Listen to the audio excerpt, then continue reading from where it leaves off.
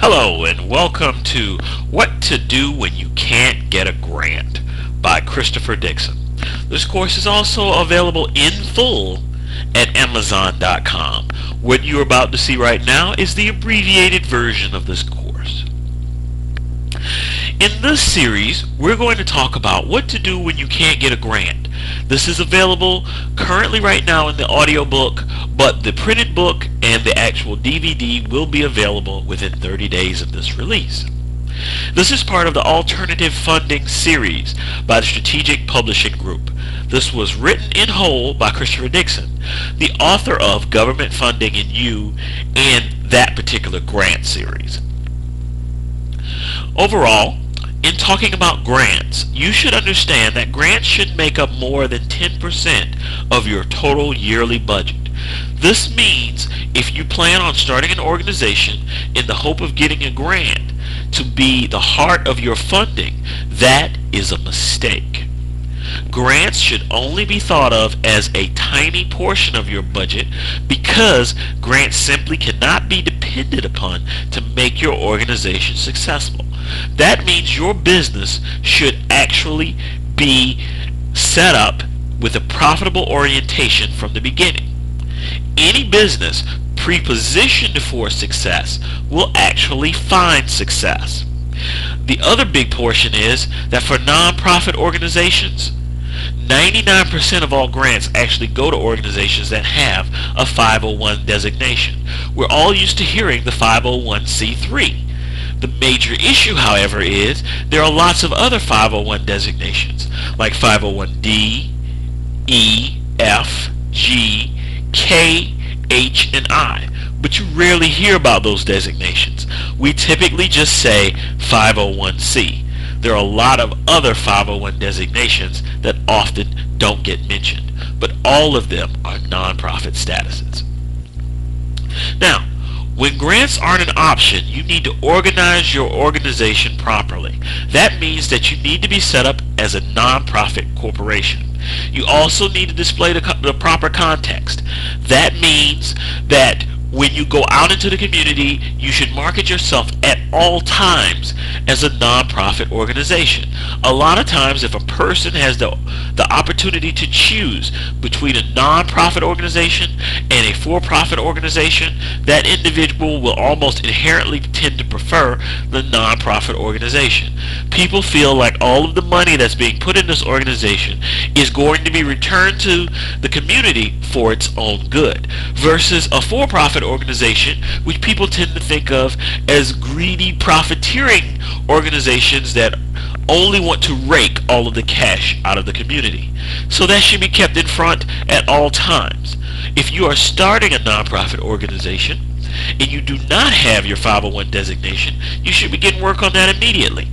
Unfortunately, the price of that has gone up in the past 2 years because there's been a proliferation of nonprofit organizations since Hurricane Katrina. But that's neither here nor there.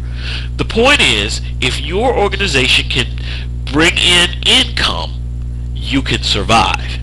And in order to do that, you need to get good board members that work and contribute. And this also means that your organization needs to be set up as an overall money-making venture. Now, the other way to fund your organization is to use business credit.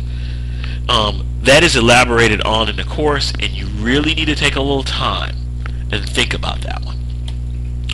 Nonprofit corporations, that should be your organizational size. You should be service-based. Now, I want you to understand, I don't have time to elaborate on this fully in a 10-minute YouTube video, but we elaborate on it in great detail as to which services you should pick and how you should deploy it. And then again, we want to say you need to set up your business credit. Now, the Government Funding in You series goes in depth. We even have our own DVD that's on nothing but setting up your business credit. You really need to tap into this resource. You can get thousands of dollars for your organization. And again, you want to display a profitable context. You want to take advantage of your local market. You want to make sure that you have profitable orientations or positions in that market. You want to keep the nonprofit organization orientation out front. It needs to be printed on everything that you hand out. It needs to be printed on your signs. It needs to be printed on your posters. It needs to be printed on any books, any pamphlets, the whole 9 yards. And you also want to have memberships. In some way, shape, or form, you must have memberships as a part of your organization in order to be profitable. And again, you're going to want to tap that business credit. Alright, in order to get your 501 designation, you need to apply to the IRS. It is a lengthy application, but it is well worth it. You have to continue operations while you're making this application. I think it's running about $800, $850 to make your application. You also want to get all proper solicitation designations. In the state of Michigan, you have to have from the Attorney General a solicitation designation in order to be able to ask for contributions from the community. In other states, many other states require the exact same designation. So before you grab the old can and start walking around collecting money for your organization, you need to have filled out the proper paperwork. A lot of times soliciting without the designation is completely illegal.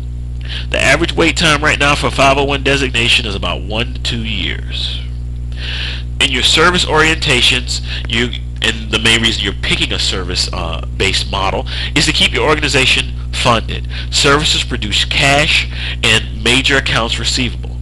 And you can strengthen your business credit with the deposits you'll get from your service-based businesses. The combination of services and memberships can keep you afloat in good times and bad. Right now we know that the economy in most places is a bad time. And it can also help build you into a power service organization, because the memberships, if you organize them to come in twice a year, is a great thing for you to do. Alright, in review, your grants should not be your only source of income. Grants are basically not dependable. Some years they're there, some years they're not. Your service orientation will keep you afloat and will establish your business. Have your membership set to twice a year. Go ahead and get that 501 designation out in the mail immediately. Make sure you apply for the business credit. We've got a lot of that in the book. Make sure you go and get this book from Amazon.com. And these factors will pre-position your organization for future success. Now, we've mentioned a lot of things in this. You have to go out and get the book to get everything, especially the business credit piece. So between business credit, the 501, and your service orientation, you can definitely make your nonprofit organization work. Okay? The title of the book is What to Do When You Can't Get a Grant. It's available at Amazon.com.